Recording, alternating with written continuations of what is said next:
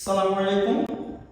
আজকে আমরা easy and important একটা টপিক নিয়ে আলোচনা করব, আর্টিকেল। আর্টিকেল খুবই ইজি, এটা আমার জানা মতে এটা সবার কাছে পরিচিত একটা গ্রামার। আর্টিকেল কি? এ এন এবং দা কে আর্টিকেল বলে, এবং এই আর্টিকেল দুই প্রকার, ডেফিনিট, ইনডেফিনিট। দাটাকে আমরা ডেফিনিট বলি আর এ এন কে ইনডেফিনিট আর্টিকেল বলি। তাহলে এই যে আর্টিকেল যে তিনটি, এই তিনটি আর্টিকেল কার পূর্বে বসে? অবশ্যই একটা নাউন অথবা নাউন ফ্রেজের পূর্বে বসে। তাহলে আজকের ক্লাসটা আমি শুধুমাত্র এ এবং এন এর উপরে নেব। অবশ্যই তোমরা জানো এ বা এন এর অর্থ কি? এক অথবা একটি। আবার এটাও জানো যে নাউনকে নাম্বার অনুসারে দুই ভাগে বিভক্ত করা যায়, সিঙ্গুলার এবং প্লুরাল। এখন প্লুরাল যেহেতু একাধিক আর এ বা এন যেহেতু একটি, অবশ্যই এ বা এন এর সাথে প্লুরাল নাউনের কোনো সম্পর্ক নেই। তার সম্পর্ক কার সাথে? তাহলে শিওরলি আমরা বুঝবো সিঙ্গুলার নাউনের সাথে সম্পর্ক। কেন? এ বা এন অর্থ যেমন এক, সিঙ্গুলার নাম্বারটাও কি এক। তাহলে বোঝা গেল এ বা এন এর সাথে সম্পর্ক কার? Singular noun. এখানে আমি কয়েকটা সিঙ্গুলার নাউনকে অবশ্যই লিখে রাখছি, তার পূর্বে আমি একটু বলে দিই তোমাদের। সেটা হলো, সাধারণত তোমরা জানো এটা কনসোনেন্ট লেটার যুক্ত শব্দের পূর্বে বসে, এন ভাওয়েল লেটার যুক্ত একটা শব্দের পূর্বে বসে, নাউনের পূর্বে বসে। আসলে ধারণাটা একটু ভুল। কেন? আসলে লেটারকে কেন্দ্র করে এ বা এন হবে না। আমরা জানি সাউন্ডকে কেন্দ্র করে বলে।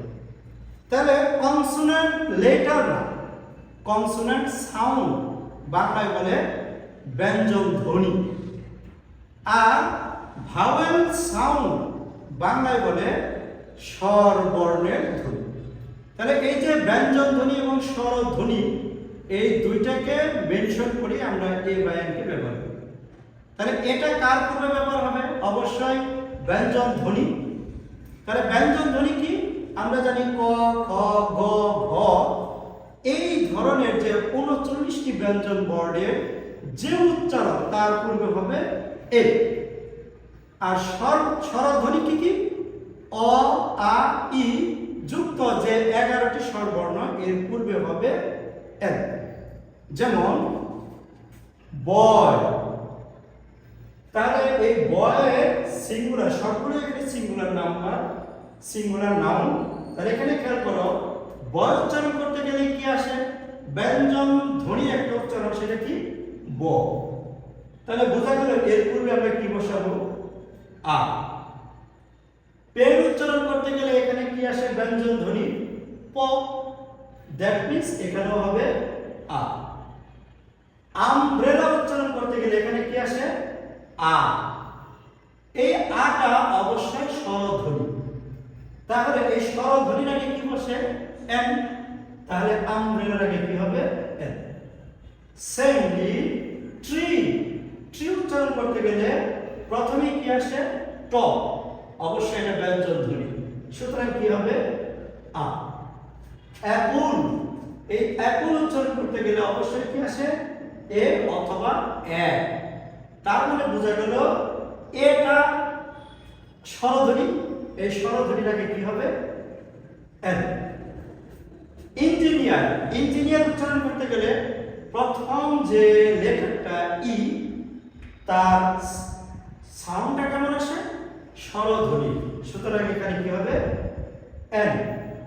সেমলি এখানে একটা বিষয় বোঝার আছে, সেটা হলো ইউনিভার্সিটি উচ্চারণ করতে গেলে দেখো এখানে ব্যঞ্জন ধ্বনি এবং স্বরধ্বনি কোনো উচ্চারণ আসে না। এক্সেপশনাল কেস, যদি ইউর মতো উচ্চারণ হয়, ইউটা যদি ইউর মতো উচ্চারণ হয়, তাহলে অবশ্যই সেটা এক্সেপশনাল এবং এই ক্ষেত্রে ব্যবহার হবে এক। যেমন university, unity, union, European, unique, তার মানে প্রত্যেকটাই কি উচ্চারণ হলো ইউ, দ্যাট মিন্স এর পূর্বে হবে এ। আরেকটা এক্সেপশনাল শব্দ সেটা হলো ওয়ান, দ্যাট মিন্স ওয়া উচ্চারিত হলে তার পূর্বে কি হবে এ হবে, তার মানে ওয়ানের আগে কি হবে এ হবে। তাহলে আমরা এখানে যেটা শিখলাম, ব্যঞ্জন ধ্বনি উচ্চারণ বিশিষ্ট অক্ষর বা শব্দ থাকলে আমরা তার পূর্বে এ বসাবো, স্বরধ্বনি উচ্চারিত হলে তার পূর্বে আমরা এন বসাবো। আবার এখানে খেয়াল করো, আমি কয়েকটি শব্দ লিখেছি, উচ্চারণগুলো খেয়াল করো। অনেস্ট, তার মানে উচ্চারণটা কি দিয়ে আসলো ও দিয়ে। অনার, উচ্চারণটা কি দিয়ে আসলো অ দিয়ে। অনার বা আওয়ার, সরি এটা আওয়ার, আমরা এটা জানি যে ভাওয়েল লেটারগুলো কি কি, এ ই আর ও ইউ। তার মানে এই যে পাঁচটি ভাওয়েল লেটার, এগুলো ছাড়াও আগেই বলছি যদি উচ্চারণটা ধ্বনিটা স্বরবর্ণের হয় তাহলে সেটাই হবে কি ভাওয়েলের মতো। যেমন অনেস্ট উচ্চারণ করতে গেলে এখানে কি লাগছে অ, আবার উচ্চারণ করতে গেলে এখানে লাগছে কি আ, অনার উচ্চারণ করতে গেলে লাগলো কি অ, এর উচ্চারণ করতে গেলে এখানে কি লাগলো এ। তাহলে এই যে দেখো, যদিও এইচ দিয়ে শুরু, কনসোনেন্ট দিয়ে শুরু, কিন্তু উচ্চারণটা হচ্ছে কি ভাওয়েলের মতো। এই ভাওয়েল সাউন্ডের কারণে অবশ্যই এদের পূর্বে কি হবে এন হবে। ওকে, আবার আমরা যখন অ্যাব্রিভিয়েশন মানে কোনো সংক্ষিপ্ত শব্দের পূর্বে আর্টিকেল চাবে তখন কিভাবে ইউজ করব। যেমন সংক্ষিপ্ত শব্দের এখানে দেখো বিবি, উচ্চারণটা কি দিয়ে আসছে অবশ্যই ব। ডি জি এন, তার মানে এটা কি দিয়ে আসলো ড। জে সি, তার মানে এটা কি দিয়ে আসলো জে, বর্গীয় জ। পিএসসি, এটা কি দিয়ে আসলো প। তারপরে এই যে দেখো ব, ধ, জ, প, সবগুলোই ব্যঞ্জন ধ্বনির উচ্চারণ। সুতরাং এদের পূর্বে কি হবে আ হবে। আবার নিচে খেয়াল করে দেখো, এখানে কি আছে এল, এল বি। তাহলে এই যে এল উচ্চারণ করতে গেলে কি লাগলো এ, এল বি উচ্চারণ করতে গেলে M, F R C S, তাহলে কি হবে এ, এস এস সি এ, এইচ এস সি এ। তার মানে সবগুলোর উচ্চারণে অবশ্যই এর মতো একটা কি হলো উচ্চারণ হলো, দ্যাট মিন্স ভাওয়েল সাউন্ড হলো। তাহলে যদি কোনো সংক্ষিপ্ত শব্দের উচ্চারণটা প্রথমটিরই কি হয় ভাওয়েলের মতো হয় তাহলে তার আগে কি হবে এন হবে।